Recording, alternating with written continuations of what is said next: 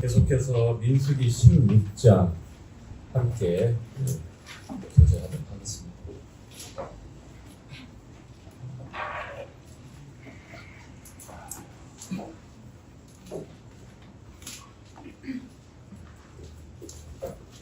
우리는 지난 시간에 15장에 하나님께서 이스라엘 백성들에게 허락하신 가나안 약속의 땅에 들어가서 어떠한 제사와 또 어떠한 하나님 앞에서의 언약의 백성들로서 살아가야 되는지에 대해서 제사법에 관한 말씀을 교제했고, 그 다음에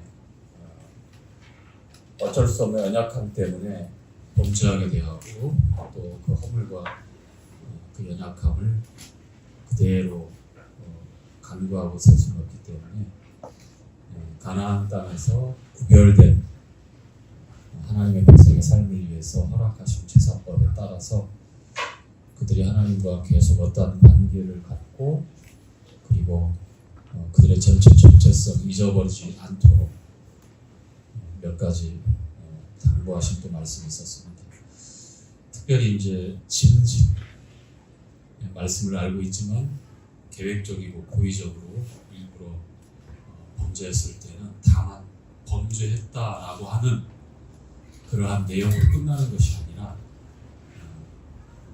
하나님을 욕되게 했다라는 그런 표현을 이렇게 성경에서는 이 짐짓죄에 대해서 고의적이고 의지적이고 계획적으로 짓는 죄에 대해서는 아주 엄격하고 크게 경고하고 있는 말씀이 기록되어 있었습니다.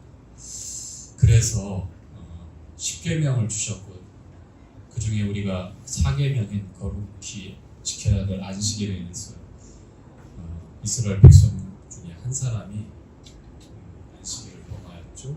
나무를 그 안식일에 나가서 땔감을 구했어요. 나무를 하고, 그리고 그렇게 범죄한 그 사람을 어떻게 처리할지 몰라서 기다리고 있는 하나님께서는 일벌백계 그렇게 하셨는지, 아니면 바로 전절에 말씀하고 있는 짐짓, 알지만 그것을 거스리고 일부러 그렇게 범죄했을 때에 어떠한 심판이 따르는지에 대해서 그렇게 말씀하시는 내용인지 모르겠지만,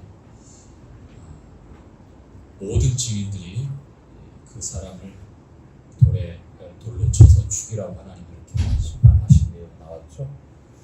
우리가 알다시피 10계명 중에 안식일을 기억하여 거룩히 지키라라는 내용을 가만히 생각해 보면, 살인하지 말라, 간음하지 말라, 도적질하지 말라, 이러한 우리 이웃과 더불어서 특별히 삶에 있어서 지켜야 될 죄와 비교하면 그렇게 커 보이는 죄 같지는 않잖아요. 그런데 1계명부터 4계명까지가 하나님과 우리와의 관계에 있어서 수직적인 계명이었는데, 그 4계명 역시 안식일에 관해서 우리가 소홀히 어떤 우리의 그 생각에 따라서 더하고 빼는 식으로 해서 그 안식일을 재단하고 우리가 이해하고 또 평가할 수 있는 게 아니었습니다.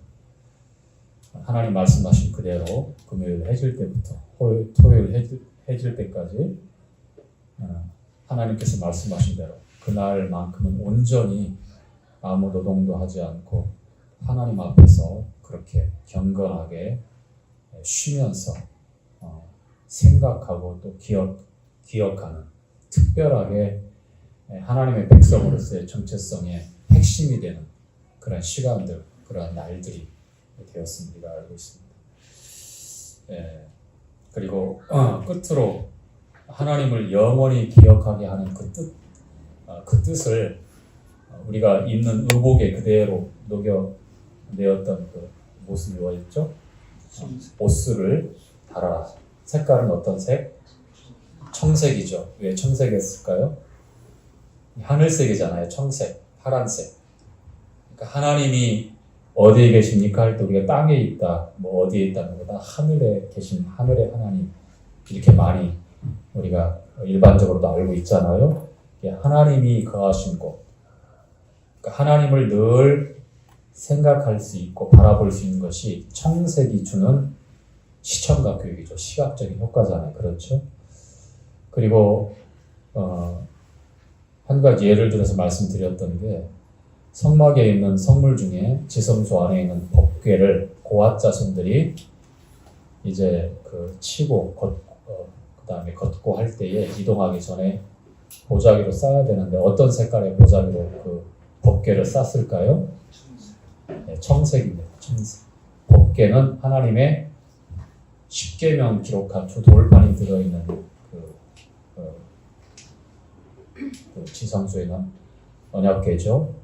그런데 그것을 청색 보자기로 쌌다고 하는 것은 거기서 주는 청색의 의미가 바로 하나님 말씀을 나타내는 거예요. 그래서 옷수를 청색 수수로 해서 옷 입을 때마다 이렇게 하나의 의복 풍습으로 이렇게 이스라엘 백성들에게 자리 잡은 것이 하나님의 말씀을 늘 기억하고 그들의 삶에 있어서 하나님의 말씀을 잊지 않도록 하기 위해서 그렇게 시각적인 효과를 줬고요. 근데 나중에 보니까 이것이 하나의 외식으로 왜곡되어지고 화전되어지죠. 그렇죠? 바리새인들이 서기관들이 옷수를 길게 하고 경건의 모양을 그렇게 잘 갖췄지만 결국은 능력을 부인하고 그 안에 하나님 경외함이 없어 사람에게 보여지는 것만 그렇게 신경을 썼던 그런 위선과 외식으로 이제 전락하게 되고 맙니다. 우리의 삶에 있어서 이 청색 옷수를 우리가 달고서 날마다 그걸 본다고 하는 것은 우리가 하나님 말씀 앞에서 날마다 이스라엘 백성들이 그 만나를 먹는 것처럼 하늘의 양식을 먹는 거죠. 하나님 말씀을 우리가 날마다 묵상하고 또 여러 가지 기회와 방법을 통해서 교제 시간에 하나님 말씀을 통해서 우리가 그 파란색을 기억하는 거예요. 하나님 말씀. 우리 삶의 중심이 하나님의 말씀이다라는 겁니다.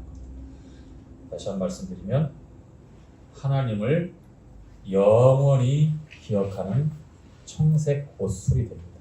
잠깐만 기억하는 것이 아니라 우리가 이 옷이라고 하는 것은 우리 생애에 있어서 옷은 뗄래야 뗄 수 없는 것이잖아요. 그렇죠? 나면서 우리가 죽을 때까지 이 옷이라고 하는 것은 우리와 굉장히 밀접하게 되어 있어요. 벗을 수 없잖아요. 그렇죠? 어느 때나 옷은 반드시 필요한데 그것은 항상 변함없이 하나님의 말씀이 우리의 전 생애에 걸쳐서 우리의 인도함, 우리의 또 보호하심, 또 우리의 안심, 하나님의 말씀이 그와 같은 우리의 전 생애를 주관하고 다스리는 그러한 기억을 할 수 있도록 이와 같은 옷수를 통해서 여전히 우리는 우리에게 주신 하나님의 말씀을 통해서 그와 같이 하나님을 바라볼 수 있게 된 것입니다. 자, 오늘 16장은 안타깝게도 광야 38년이라고 하는 그 심판의 시간들이 다 지나고 한 1, 2년 사이 남은 이제 가나안 땅에 입성하기 전에 이제 그동안 광야에서 이스라엘 백성들이 얼마나 많이 죽었으며 또 이제 출애굽 1세대가 다 죽어가는데 그 가운데서 이제 뭐 나이에 따라서 아니면 어떤 순서로 그렇게 죽음을 맞이했는지는 모르지만 이제 얼마 남지 않은 광야 생활 가운데 지나간 37, 8년의 그 광야의 기록은 성경에서 거의 없어요. 심판의 시간이기 때문에 지금 우리가 보고 있는 이 16장의 내용도 이제 입성하기 전 가나안 땅에 입성하기 전 한 2년 정도 전에 있는 일들입니다. 그때 일어난 일들이 지금 민수기에 대부분 기록되어져 있습니다. 자, 16장은 안타깝게도 계속해서 불순종하고 거역하며 반역하는 일들이 끊이지 않고 있는데 그 중에서도 아주 깊고 또 큰 내용으로 기록되어 있는 게 바로 16장의 이 반역에 관한 내용입니다. 물론 12정탐꾼 가운데 10정탐꾼을 비롯해서 백성의 1세대들 대다수가 불신하고 원망하고 애곡하며 반역을 일삼았고 그렇게 그런 선택을 했지만 여기에서 나오는 또 반역하는 무리들이 보면 하나같이 그냥 일반 평범한 사람들이 아니에요. 우리는 그 전에 12장에서 미리암과 아론이 모세의 지도력에 대해서 반기를 들었잖아요. 그리고 그 이후에 다시는 똑같은 일이 재반복되지 않았습니다. 그런데 이 리더십의 붕괴가 있을 뻔했지만 하나님께서 바로 질서를 잡아주셨고, 그리고 16장에도 보면 똑같은 비슷한 그런 상황이 전개되는데 이번 상황은 좀 더 확대되어지고 더 강력하게 이제 도전에 직면하게 되는데요. 어떤 내용입니까? 자, 고라라고 하는 그런 인물이 등장합니다. 이 고라는 고핫 자손입니다. 이게 레위인이에요, 레위인. 고라는 모세의 사촌입니다. 모세와 아론도 레위인이잖아요. 그렇죠? 자, 레위의 아들이 3명이 있었는데 누구죠? 경빈이 형제. 젊은 사람들은 바로 기억을 해야 됩니다. 제가 지금 몇 번을 강조하는지. 자, 게르손, 고핫, 무라리. 레위의 세 아들 잊어버리지 마십시오. 게르손, 고핫, 무라리. 자, 그 중에 고핫의 그 가족들은 어떤 일을 맡아서 했지요? 예? 법궤 매는 것. 그렇죠. 성막 안에 있는 기구들, 법궤를 비롯해서 향단, 등대, 떡상, 성소에 있는 기구들을, 특히 지성물들을 제사장의 감독하에 잘 싸서 어떤 동력을 사용한 수레나 어떤 동물들의 힘을 이용해서 움직이는 것이 아니라 오로지 두 어깨, 두 팔, 사람의 인력을 통해서만 옮겨야 했던 그런 자손들이죠. 고핫. 그 고핫의 증손자가 바로 고라예요. 고라 4대. 고라가 르우벤 지파의 우두머리인 다단과 아비람이죠. 다단과 아비람. 그 다음에 온도 나오는데 르우벤 지파예요. 르우벤 지파. 자, 고핫 자손하고 르우벤 지파하고 그 많은 지파들이 있었을 텐데 어떻게 하필 르우벤 지파의 이 세 우두머리들하고 반역하는데 이렇게 마음이 연락이 되었을까요? 왜 그랬을 것 같아요? 성막을 중심으로 해서 해가 뜨는 동쪽, 즉 성막의 출입구는 모세, 아론, 제사장, 아론의 아들들이 어떻게 해요? 텐트를 쳐요. 그 다음에 시계 방향으로 돌아가면 남쪽에 성막 가까이에 누가 쳐요? 레위 자손들도 고핫 자손이 쳐요. 그 다음에 저쪽 서쪽은 게르손 자손이 쳐요. 그 다음에 북쪽은 무라리 자손이 칩니다. 이렇게 성막. 그리고 이제 그 기준에서 900규빗. 900규빗이면 900규빗이 아니죠. 2000규빗이었죠.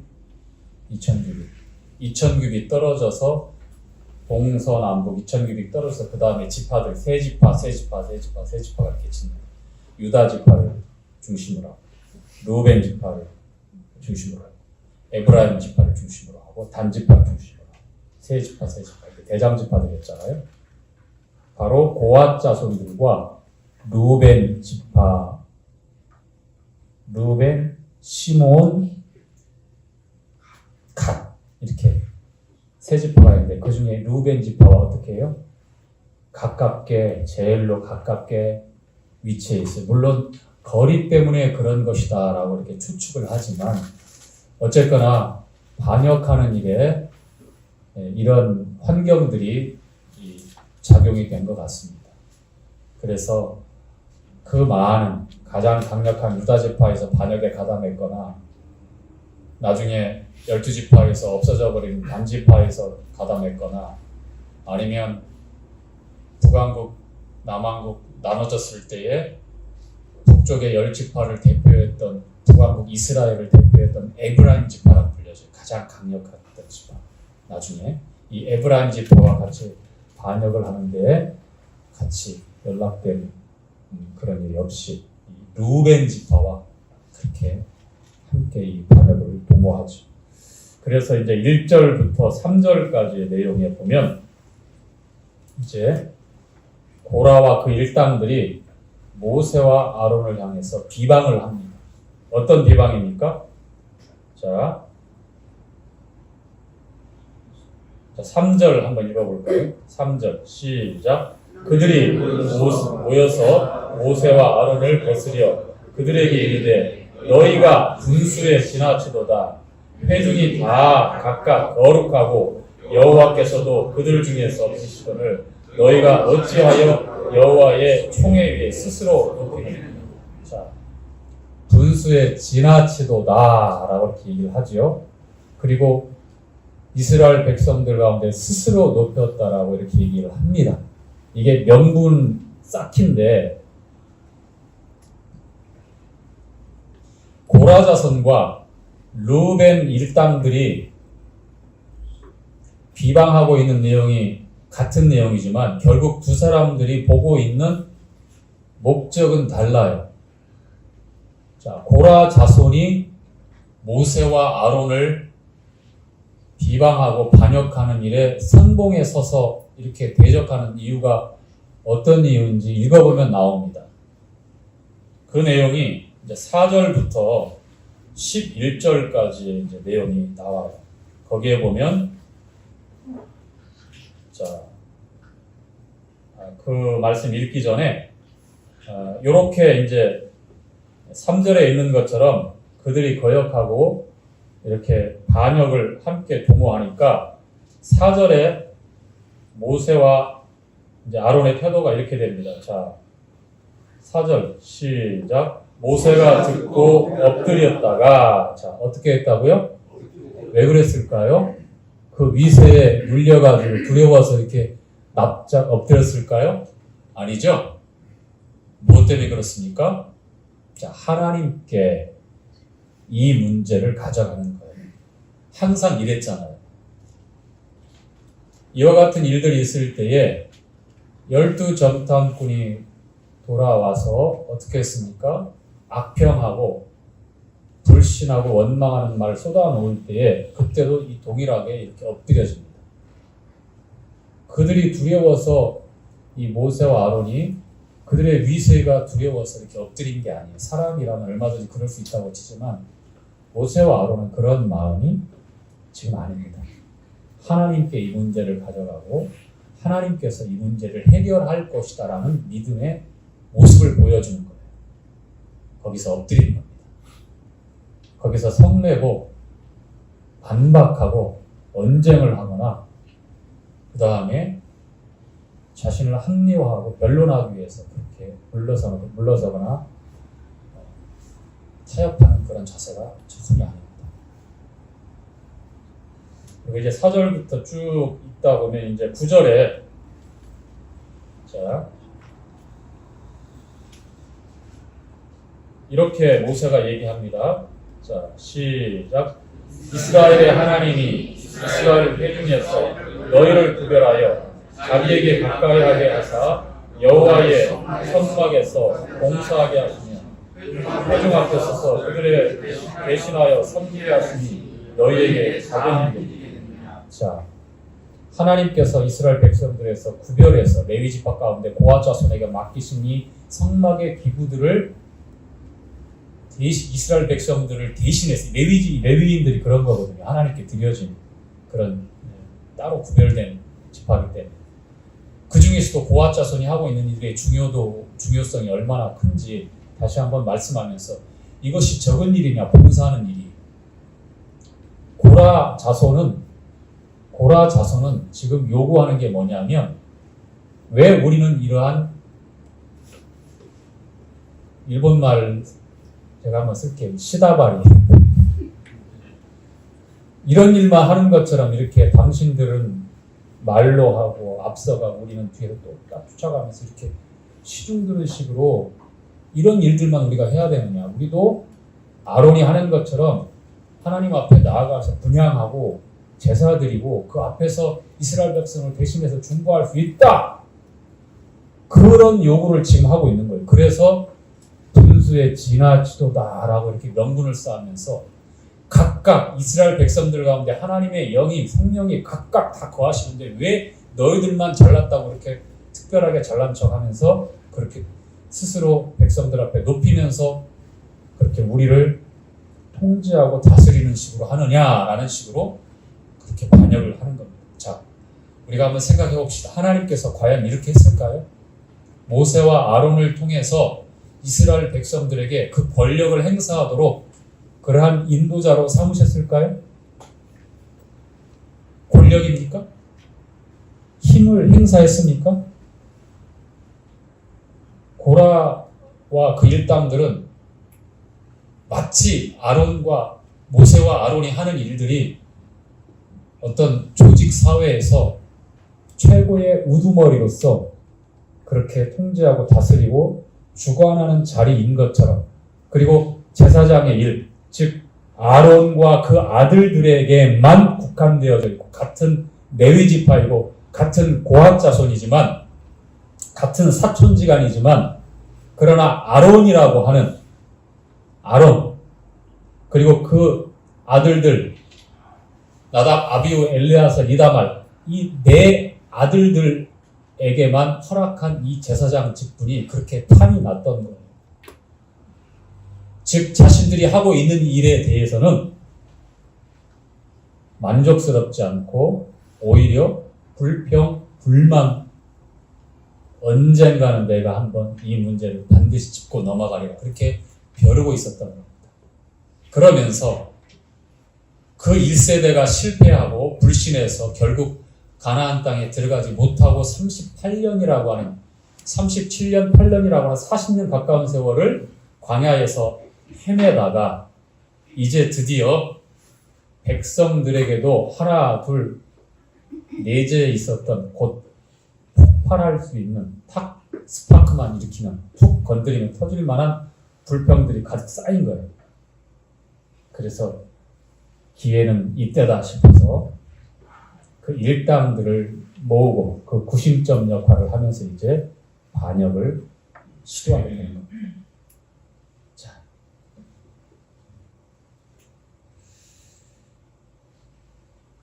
모세가 이런저런 제안을 합니다. 여기에서 이제 크게 반역에 가담하는 세 부류가 있는데 고라와 직속 가족들이 있어요. 고아 자손들 중에 고라. 그 다음에 두 번째는 르우벤 지파, 다단과 아비람과 온이 나오는데 온은 그 이후부터는 언급이 안 돼요. 철회했거나 회개했거나 포기했거나 여러 가지 중에 하나인데 그 뒤에 이 온이라고 하는 이름은 나오지 않습니다. 다단과 아비람만 나와요. 그 다음에 250명의 여기서 중요한 게 있어요. 250명의 족장들. 각 지파에서도 지도자 역할을 하는 그런 평범한 사람들이 아니죠. 네. 지도자 역할을 하는 리더자 역할을 하고 있는 대표성이 되어진 그러니까 그들도 광야에서 40년 가까이 헤매면서 연륜과 경력에 있어서 자신의 능력을 시험하기도 하고 자신의 능력을 사용했을 때에 증명되어진 여러 가지 결과들도 있을 것이고 이제 자신감이 붙었는지 모르겠어요. 이 반역의 이 꼬드김이라고 하는 것보다 이 반역의 이 제안에 그냥 평소에 가지고 있었던 품지 말아야 될 마음들 거침없이 이제 내뱉는 거예요. 그렇죠? 그래서 결국은 모세와 아론의 그 영적인 리더십과 하나님께서 세우신 이 질서를 무너뜨리려고 작정을 한 겁니다. 여기서 참 우리가 중요하게 생각해야 될 한 대목이 있는데 하나님은 질서의 하나님이시다. 그렇죠? 우리가 사는 이 세상에서도 질서가 무너지면 혼돈이 따릅니다. 그렇죠? 이 질서를 유지하게 하는 게 사람들이 만들어 놓은, 약속해 놓은 성문법이잖아요. 그렇죠? 뭐 율법이 되었던 민법이 되었던 하나님께서도 이 질서를 세우기 위해서 하나님 말씀을 주셨고 구약적인 특별히 율법이라고 하는 거 그리고 이 영적인 질서 이스라엘 백성들 가운데에 하나님의 뜻이 올바로 전달되기 위해서 모세를 통해서 그리고 아론을 통해서 말씀을 주시고 그 다음에 여러 가지 하나님께서 가르쳐 주신 제사법을 통해서 하나님과 교제하고 하나님께 나올 수 있는 그러한 방법들을 제시했던 겁니다. 그런데 이 방법들이 고라와 그 일당들에 의해서 이제 흔들리기 시작하고 급기야는 이것을 무너뜨리려고 하는 시도를 하게 된 겁니다. 거기에는 반드시 혼돈이 있고 무질서가 있으면 거기에는 반드시 하나님의 심판이 뒤따르게 되어 있습니다. 이제 모세가 이런 제안을 하고 답변을 하는데 향로를 다 준비하게 해요. 각각 향로를 준비해서 이제 나오라고 합니다. 그러면 하나님께서 세운 인도자가 누구며 그 다음에 하나님께서 어떻게 역사하시는지 너희들이 분명히 보게 될 것이다. 자, 그리고 이제 12절부터 19절까지 보면 이제 다단과 이제 아비람의 반역 그리고 250인 이 족장들의 반역에 대해서도 이제 말씀을 하는데 이 다단과 아비람이 어떠한 동기를 가지고 고라와 그 일당들의 이 반역에 동조했는지 이렇게 나옵니다. 자, 13절부터 보겠습니다. 13절부터. 자, 다단과 아비람 그들이 얘기하고 있는 내용이에요. 자, 시작. 내가 우리를 젖과 꿀이 흐르는 땅에서 이끌어내어 광야에서 죽이려 함이 어찌 작은 일이기에 오히려 스스로 우리 위에 왕이 되려 하냐. 자, 13절 내용 보니까 자, 애굽 땅을 어떤 땅이라고 묘사합니까? 이들이 젖과 꿀이 흐르는 땅. 자, 노예로 평생에 노예로 살 수밖에 없는 숨조차 제대로 스치지 못하는 그런 비참한 존재였는데 광야에서 돌고 결국 자신들의 불신앙을 회개하기는커녕 하나님을 그대로 원망하는 겁니다. 우리를 이렇게 만든 하나님에 대해서 원망하는 거예요. 그것을 모세를 향해서 모세의 지도력과 리더십에 대해서 그대로 한 손에 창을 들고 찌르기 시작하는 거예요. 젖과 꿀이 흐르는 이집트에서 우리를 끌어내어서 누가 출애굽시키셨죠? 하나님께 그대로 지금 이들이 지금 어떻게 해요? 항변하는 겁니다. 그리고 광야에서 어떻게 해요? 죽게 하는도다. 자, 그들이 죽고 있는 것은 어떤 이유죠? 불신앙 때문에 그렇습니다. 하나님의 말씀을 믿지 않고 오히려 대적했기 때문이었어요. 하나님은 가서 취하라. 걱정 마라. 하나님은 약속하셨는데 그 약속을 믿지 않고 보이는 현상과 자신들이 생각할 때, 자신들이 판단할 때 너무 두려운 거예요. 밟히는 메뚜기 같은 거예요. 거인들이 활보하고 있어요. 그 성과 그 높이는 얼마나 크고 웅장한지 감히 어떻게 할 도리가 없어요. 평생에 노예만 하고 삽질, 괜히질, 회관중만 그렇게 벽돌만 잘 만들었지. 언제 한번 칼을 들고 창을 들고 싸워봤냐? 언제 한번 공성전을 해봤고, 언제 한번 전쟁다운 전쟁을 해봤냐? 그냥 두려운 거예요. 하나님께서는 그들에게 먼저 홍해를 가르고 그들 앞에서 애굽의 기병대가 마병들이 수장되는 모습을 다 보게 하시고 구름기둥, 불기둥으로 함께 하시고 역사하시고 능력의 하나님, 보호의 하나님, 강력한 그 하나님이 함께 계신다는 것을 보여주고 있음에도 불구하고 그것을 믿지 않기 때문에 그 불신이 두려움을 낳고 원망하게 되고 밤새도록 애곡하게 했던 거예요. 그래서 돌을 들어서 죽이려고 했던 거예요. 하나님 그런 말 말씀하지 마십시오. 듣기 싫습니다. 우리를 죽이려고 광야에 데리고 나왔죠. 그런 겁니다, 지금.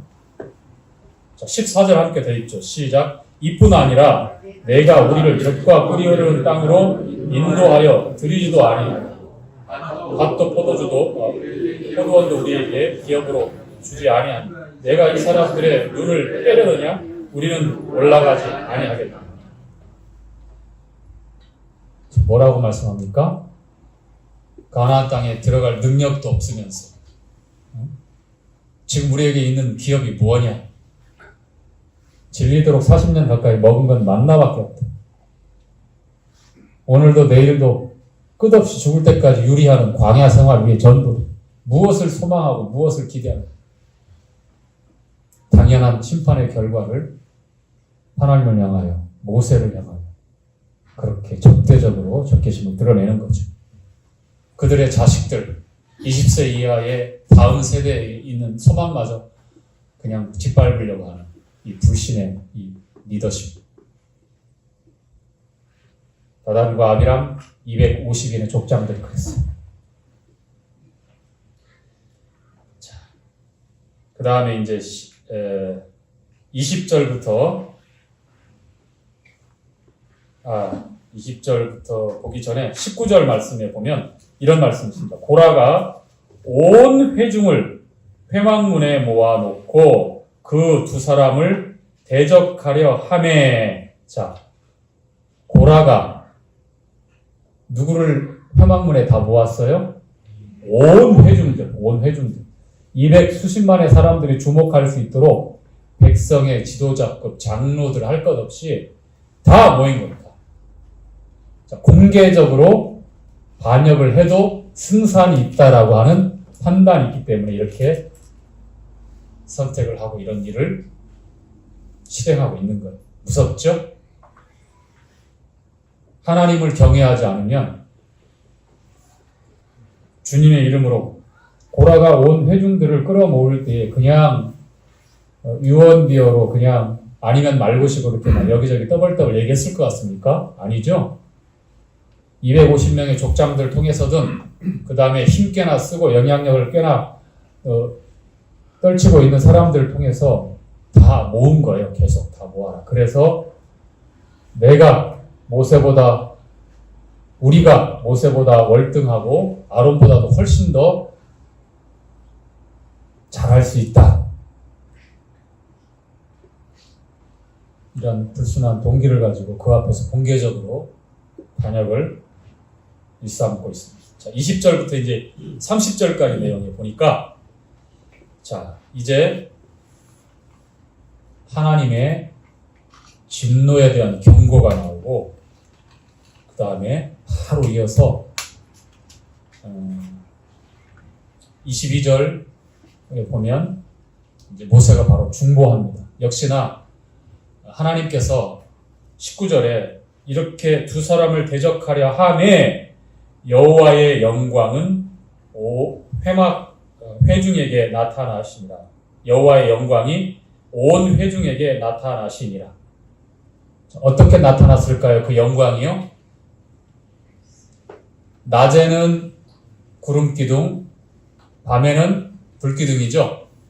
자, 온 회중 가운데 회막으로 모였다면 이 구름기둥에 어떤 변화가 급격히 일어나고 광채를 내서 특히 하나님이 임재할 때에는 어떤 그런 그 현상이 일어나잖아요. 그렇죠? 온 회중이 목도하고 있을 때에 고라와 그 일당들의 반역하는 선동하는 그 말이 아니라 그들이 직접 보고 목도하는 보이지 않는 하나님, 능력의 하나님, 그 하나님이 그 영광을 나타내실 때에 온 회중들은 어떻게 됩니까? 두려워서 숨죽이고 그 앞에 꼼짝달싹 못하는 거죠. 이게 바로 하나님께서 간섭하시고 이제 이스라엘 백성들에게 하나님의 영광을 나타내는데요. 그런데 하나님께서 온 회중 가운데 그 영광을 나타내실 때에 기쁨으로 즐거움으로 해야 되는데 이 상황은 너무나도 안타깝게도 죄에 대한 징벌, 심판에 대해서 경고하기 위해서 나타나시는 내용이 나옵니다. 민수기에 보면 이와 같은 내용들이 자주 기록되어져 있어요. 이스라엘 백성들의 불신이 바로 어떠한 그 하나님의 영광을 쉐키나라고 하는데요. 나타날 때 우리가 하나님의 영광이 나타나면 얼마나 경외감과 그 아름다움에 마치 마태복음 17장에 기록된 대로 주님이 변화산상에서 변화되어졌을 때에 베드로와 야고보, 요한이 함께 있었잖아요. 베드로가 자기가 무슨 말 하는지도 모를 정도로 그 영광 앞에 압도되어서 여기에 초막 셋을 짓고 하나는 주님을 위해서, 하나는 모세를 위해서, 하나는 엘리야를 위해서 합니다라고 이렇게 얘기합니다. 그게 얼마나 영광스럽고 얼마나 찬란하고 그 앞에서 이 땅 아래에 있는 우리가 추구하는 인생의 어떠한 행복과 그 즐거움이 기억이 안 나는 거예요. 그 하나님의 영광 앞에서. 그만큼 우리 인생들이 누릴 수 있는 최고의 행복이고 그 영화로움 가운데 우리가 함께 한다고 하는 것은 얼마나 대단한 복인가요? 하나님이 그렇게 초대하십니다.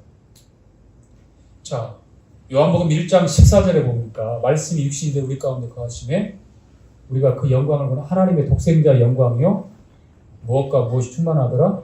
은혜와 진리가 충만하다. 하나님의 영광은 그런 겁니다. 우리에게 나타나 보여주시는 하나님의 영광은 충만한 하나님의 영광은 우리로 하여금 어떠한 것도 목마르거나 부족하거나 배고프거나 다른 어떤 것에 시선을 돌리거나 다른 어떤 것에 집중해서 생각하거나 그렇게 할 수가 없어요. 왜냐하면 그 영광이 전부입니다. 그런데 이스라엘 백성들 앞에 나타난 하나님, 이 온 회중 앞에 나타난 하나님 영광은 이스라엘 백성들이 그 영광 앞에 기뻐할 수가 없어요. 오히려 두려워하고 오히려 어떻게 됩니까? 벌벌벌 떨 수밖에 없잖아요. 이게 바로 죄라고 하는 것이 죄를 품고 있을 때에 죄인이 하나님의 영광 앞에 절대로 나갈 수 없는 거예요. 그래서 우리 가운데 구원받지 않은 사람을 하나님의 영광이 찬란한 그 나라에 그래 괜찮아 들어와 같이 살자 했을 때에 그 영광을 누릴 수 있다고요? 도망갑니다. 두려워서 도망가고 숨을 수밖에 없어요. 아담아 풀었을 때 아담이 어떻게 했습니까? 숨었어요. 하나님의 영광이 나타난 하나님의 말씀이 있는 곳에 나가야죠. 생명의 주님인데 나의 전부인데 죄가 들어오고 죄인이 하나님의 영광 앞에 말씀 앞에 그렇게 될 수밖에 없는 거예요. 이스라엘 백성들이 그러한 지금 상황에 놓여 있는 겁니다. 고라와 그 일당과 다단과 아비람과 250명의 족장들이 그러한 상황에 그러한 지금 그 상황에 맞닥뜨려 있는 겁니다. 자, 22절 함께 읽을까요? 자, 그 두 사람이 시작. 그 두 사람이 엎드려 가로되 하나님이여 모든 육체의 생명의 하나님이여 한 사람이 범죄하였거늘 온 회중에게 진노하시나이까. 자, 바로 모세와 아론이 바로 중보합니다. 하나님께서 왜 어떠한 심판을 말씀하셨기에 이렇게 중보합니까? 다 진멸하실 것이라고 이렇게 경고하고 있습니다. 그래서 범죄한 고라와 그의 직속 가족, 그 일당들, 다단과 아비람, 이 250명 족장들, 그들 때문에 다른 수많은 이스라엘 백성들이 함께 심판받는 것은 아닙니다. 그러면서 하나님의 그 진노 앞에서 중보합니다. 항상 모세의 중보는 심지어는 생명책에서 내 이름을 도말하십시오. 지워버리라고 했어요. 이스라엘 백성들 포기하지 마십시오. 모세가 어떠한 마음에서 그렇게 중보를 했을까요? 항상 모세의 중보를 통해서는 예수님을 우리가 생각해야 합니다. 모세를 통해서 하나님은 창세전에 예정하신 그리스도, 품고 계신 말씀이신 하나님, 그 독생자를 항상 보여주고 있어요. 디모데후서 2장 5절의 말씀에도 보면은 하나님과 사람 사이에 중보가 계시니 누구라고 말합니까? 사람이신 그리스도 예수라고 말씀하고 있지 않습니까? 중보는 단순히 그냥 중재하는 그러한 역할로 말로 끝나는 게 아니잖아요.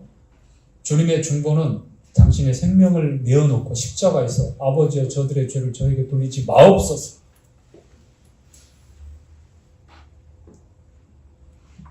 죽으시는 그 순간 그 자리에서 그렇게 간구하셔요. 중보자이기 때문에. 하나님과 사람 사이의 중보자이기 때문에. 하나님과 이스라엘 백성 사이에서 중보하는 이 모세와 아론의 기도를 통해서 모세의 이 처절한 필사적인 중보의 기도를 통해서 우리는 그리스도를 봅니다. 우리가 여기 앉아있고 하나님을 아버지라고 부르며 믿음을 가지고 함께 한 성령을 통해서 고백할 수 있는 것은 중보자 우리 주님 예수 그리스도의 그 거룩한 사랑과 섬김, 그 중보가 우리를 이 자리에 있게 하는 것입니다. 24절 말씀 함께 읽죠. 회중에게 명하여 시작. 회중에게 명하여 이르시기를 너희는 고라와 다단과 아비람의 장막 사면에서 떠나라. 자, 이제 구분해서 하나님이 심판하시는 내용인데요. 고라와 다단과 아비람의 그 장막에서 다 떠나라고 말합니다. 자,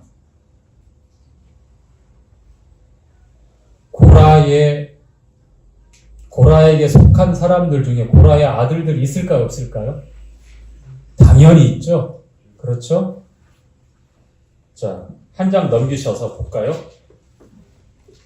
이제 31절부터 보면, 31절부터 35절까지 보면, 이제 고라에 속한 사람들이 산채로 땅이 갈라져서 음부에 내려갔다고 나오는데, 음부가 아닙니다. 이게 성경 번역에 이제 땅 아래 세계를 음부라고 나와 있는데, 그냥 구덩이입니다. 삼켜버리면 산채로 매장당한 겁니다. 무덤으로 보시는 게 나아요. 구약에 이제 그 음부라는 개념에 있어서 스올, 하데스, 게헨나가 있어요. 이 스올이라고 하는 단어를 쓸 때에는 요나가 물고기 뱃속에 있을 때 썼고, 하데스는 무덤을 나타내요. 무덤. 죽은 자의 세상. 그 다음에 게헨나는 꺼지지 않는 쓰레기장 같은 쓰레기장에서 꺼지지 않는 불, 계속해서 불타는 그 장면을 묘사했을 때 그 음부라고 합니다. 이 세 가지 특징을 얘기하는데, 이 하데스, 즉 산채로 매장당해버린 내용입니다. 산채로 지옥에 떨어진 게 아니라 산채로 매장당한 겁니다. 아시겠죠? 고라와 그 일당들. 자, 35절까지 그런 내용이 있고, 그 다음에 이제 250명은 어떻게 하나님의 심판을 받죠? 그 향로에서 어떻게 나와요? 불이 나와서 그 불로 죽게 됩니다. 자, 그러면 31절부터 자, 32절에 보면 고라에게 속한 모든 사람과 그 물건을 삼킴에 그들과 그 모든 소속이 산채로 음부에 빠지며 땅이 그 위에 합하니 그들이 총회 중에서 망하니라 라고 이렇게 33절에 말씀하고 있는데, 자, 고라에게 속한 모든 사람들이 다 산채로 매장돼서 죽게 됩니다. 자, 그러면 고라의 아들들도 있을 것이고 고라의 가족들도 많을 거예요. 그러면 고라에게 속한 모든 사람들이라고 하니까 다 매장당했을까요? 저는 처음에 그런 줄 알았어요. 그런데 성경 말씀 읽다 보니까 시편에 보니까 고라 자손의 맞쓰길, 역대상 역대하에 보니까 고라 자손들이 성전의 문지기가 되고 또 찬양단이 됩니다. 이 사람들은 누구예요? 네? 자, 여기서 고라에게 속한 모든 사람이라고 했을 때에 대부분의 사람들이 많이 속해 있지만 그 중에서도 아버지 고라의 반역에 가담하지 않은 아들들도 있을 것이고 딸들도 있을 것이고 이웃 친척들도 있을 것이고, 그래서 고라와 다단과 아비람의 장막에서 멀리 떨어져 있을 때 어떻게 했을까요? 다 떨어져 나갔어요. 자, 이것은 인륜이나 어떤 사람의 인정에 얽매여서 하나님의 말씀을 분별하고 선택하고 내가 신앙생활 하는 게 아니잖아요. 그렇죠? 하나님의 말씀 앞에 모든 것들을 부인하고 하나님 말씀이 내 삶에 온전히 중심이 되어지고 그것이 생명이 되어져야 합니다. 예수님께서 그래서 누가 내 모친이며 내 형제며 내 자매냐, 사람들 중에 어떤 사람이 주님 저 밖에 모친이 와 있고 저기 형제들 와 있어요. 그러니까 하신 말씀입니다. 여기에 앉아있는 사람들, 하나님의 뜻대로 말씀대로 살고 있는 사람들, 행하는 사람들이 내 모친이고 내 형제고 내 자매다라고 주님 말씀하셨어요. 우리가 정상적인 인륜이나 어떤 천륜을 저버리라는 게 아니에요. 우리가 믿는 이 성도들은 그리스도인이라고 불려졌을 때는 그 정체성에 있어서 어디 김씨, 어디 전씨, 어디 이씨, 어디 박씨, 우리 집안 가문의 어떤 전통이 우선순위가 되면 안 되고 그 가족애가 성도 간의 그 친밀감보다 더 끈끈하게 더 그것을 대신할 수 없는 거예요. 이 땅에서 살아가는 혈통에 속한 그러한 사람들은 이 땅에서 어떤 그런 관계를 유지하지만 하나님의 나라는 어떻다고요? 하나님의 자녀들로 태어난 사람은 어떤 사람들입니까? 혈통이나 육정이나 사람의 뜻으로 나지 않고 오직 하나님의 뜻으로 난 자들이 바로 하나님의 자녀라고 일컬어지잖아요. 실제로 그렇습니까? 근데 가만히 보니까 피는 물보다 진하다는 말도 있고, 그리고 친지에게 쏟는 마음보다는 같은 성도들에게 쏟는 마음이 확실히 약하긴 약하더라고요. 저만 그런가요? 네. 이제 우리가 알고 있고 분명히 이해는 가는데 우리의 삶을 가만히 들여다보면 사실 영원을 함께하는 형제 자매들에게 갖고 있는 그 애틋함과 그 친밀감과 그 형제 자매라고 하는 진짜 가족애가 오히려 피를 나눈 육신의 형제 자매들보다 못할 때가 왕왕 있더라고요. 그쵸? 절기자매.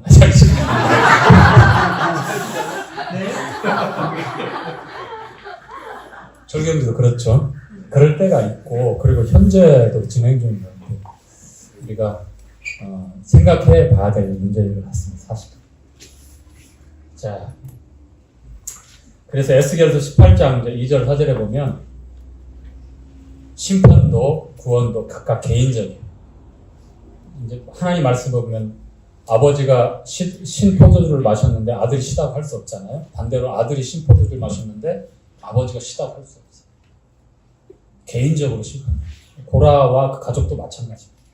나중에 이 고라의 가족, 남은 지금 일부가 심판받지만 그 심판의 구심점에 있어서 돌이킬 수 없는 그러한 자리로 들어가지만 그러나 남은 가족들을 통해서 다시금 영적인 재기가 이루어지고 그리고 하나님께서 그 가족들을 통해서 영광 받으십니다. 그래서 역대상하에 보니까 성전을 중심으로 해서 하나님께 예배드리고 문지기가 되어지고 심판의 그 많은 찬양시에 보면 고라 자손들 중에 하나님께 그렇게 찬양하며 글로 남겨놓은 거예요.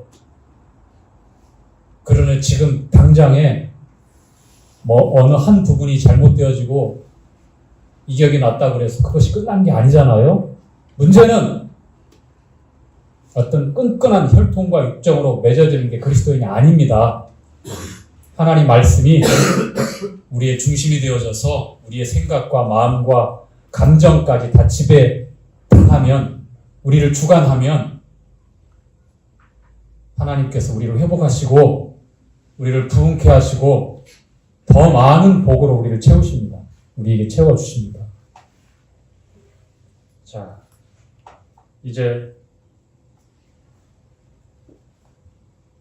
36절부터 40절까지의 이제 내용에 보면, 자, 38절부터 한번 읽을까요?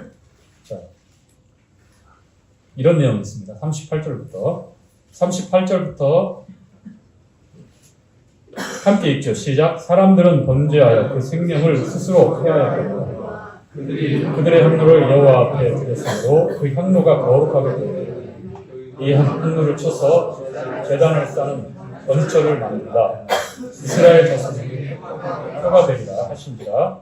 제사장 엘르아살이 불탄 자리에 드렸던 못 향로를 취하여 쳐서 제단을 쌓아서 이스라엘 자손의 기념물이 되게 하였으니 이는 아론 자손이 아닌 외인은 여호와 앞에 분향하려 가까이 오지 않게 하려 또 고라와 그 무리와 같이 되지 않게 하려 여호와께서 모세로 그에게 명하신 대로 하였다.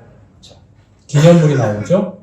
그 놋 향로를 쳐서 하나님께 드림받았기 때문에 심판받았지만 드림받았기 때문에 거룩하다. 그래서 250개의 놋 향로를 쳐서 편처를 만들어서 어디를 쌓라고요? 제단을 쌓아. 번제단을 쌓은 겁니다. 이 놋은 심판을 나타내는 금속이라고 그랬죠, 항상. 그래서 그 쌓은 이 편처를 볼 때마다 이스라엘 백성들 뭘 기억해라고? 다시는 아론의 자손 외에는 분향할 수 없다. 그리고 다단과 아비람처럼 하나님이 세우신 질서를 회파하고 반역하는 그러한 일들을 다시는 불순한 동기를 가지고 모의하거나 일으키지 말라라고 기념물을 삼아서 똑똑히 보도록 후대에 남겨놓게 하신 거예요. 기념물. 이스라엘 백성들이 돌을 쌓아서 그때그때 어떤 사건이 있을 때 기념물로 삼을 때가 있어요. 그 당대에 있었던 현 시대의 부모 세대, 자식 세대가 사라지고 2세대, 3세대 넘어가면 기억에서 가물가물해지잖아요. 그래서 기억하라는 겁니다. 그걸 볼 때마다. 물어오면 알려주고. 바로 그 기념물이 그런 겁니다. 주님께서 매주일 첫날에 만찬을 제정하셔서 나를 기억해달라고 하신 이유가 우리 신앙생활의 핵심, 우리 믿음의 근거와 내용이 우리 주님이기 때문에 십자가 사건, 주님의 부활이기 때문에 주님이 오실 때까지 주의 죽으심을 계속해서 보여줘야 되는 그러한 간증과 행위가 바로 주의 만찬 예식 가운데 나타나는 거예요. 기념물이 되는 겁니다.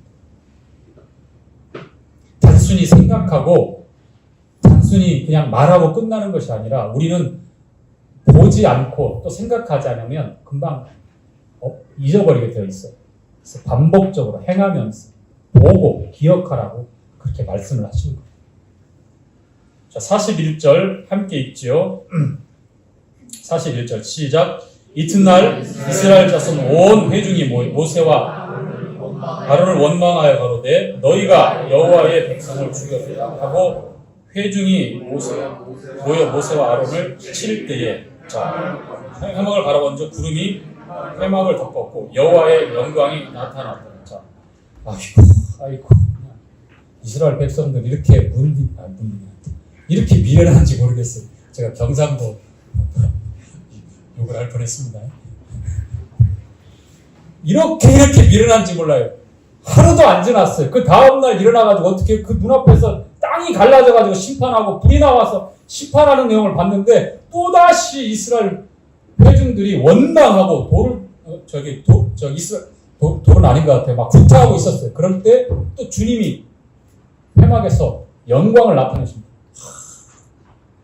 영광이 나타나면 즐거워 기뻐하는 오히려 또 두려워하잖아요. 계속해서. 회개하지 않는 마음. 왜 광야에서 다 죽어야만 그들이 심판돼야만 가나안에 들어간지 아시겠어요? 벗겨지지 않는 육신, 깨어지지 않는 육신. 저도 이거 민수기 보면서 아주 지긋지긋하더라고요. 근데 이게 이스라엘 백성의 모습이 아니라 제 모습인 거예요. 저는 아무 문제 없고 잘하는 것 같은데 아니에요. 바로 여러분의 모습이 아닙니까? 자, 끝으로 41절부터 50절까지 이제 백성들의 원망을 따라서 이제 하나님이 또 심판하시죠. 어떻게 됩니까? 연병을 백성들 가운데 이제 시작하게 합니다. 그래서 고라와 일당들 다단과 아비람 250명 불과 수백 명이 심판받았다면 이 역병을 통해서 만 수천 명이 죽어요. 만 사천 몇 명이 죽죠. 그런데 만약에 여기서 또 모세와 아론이 급하게 속죄하는, 즉 자기를 던져서 죽은 자와 산 자 사이에 향로를 가지고 섰지 않았다면 어떻게 됐을까요? 전멸하겠죠. 자, 어디 볼까요? 47절부터 읽고 마치도록 하겠습니다. 아론이 시작. 아론이 모세의 명을 쫓아 향로를 가지고 회중에게로 달려온즉 백성 중에 연병이 시작되었습니다. 이에 백성을 위하여 속죄하고 죽은 자와 산 자 사이에 섰을 때에 연병이 그치니라. 고라의 일로 죽은 자 외에 연병으로 죽은 자가 14,700명. 연병이 그침에 아론이 회막문 모세에게 돌아간다. 자, 마지막으로 이제 16장의 마지막 반역으로 시작해서 죽음으로 끝납니다. 정말 불행한 일입니다. 하나님이 세운 그 질서를 무너뜨리려고 했을 때 어떤 심판이 있는지, 하나님의 말씀을 불신하고 원망했을 때 어떤 심판이 있는지. 그런데 다행스럽게도 중보하는 중보자의 필사적인 기도가 있었고, 또 산자와 죽은 자의 수는 속죄하며 자기를 던져서 희생하겠다고 하는 그러한 속죄 행위가 있었을 때에 그 하나님의 심판이 그치게 됩니다. 자, 여러분, 우리는 항상 어디에 서야 되는지도 알아야 합니다. 아론이 향로를 가지고 속죄하며 산자와 죽은 자를 사이에 섰을 때의 연병이 그친 것처럼 우리가 있어야 할 그 자리에, 하나님이 세우시고 허락하신 그 자리에서 감사함으로 서 있을 때에 맞고 새로운 시작이 있는 거예요.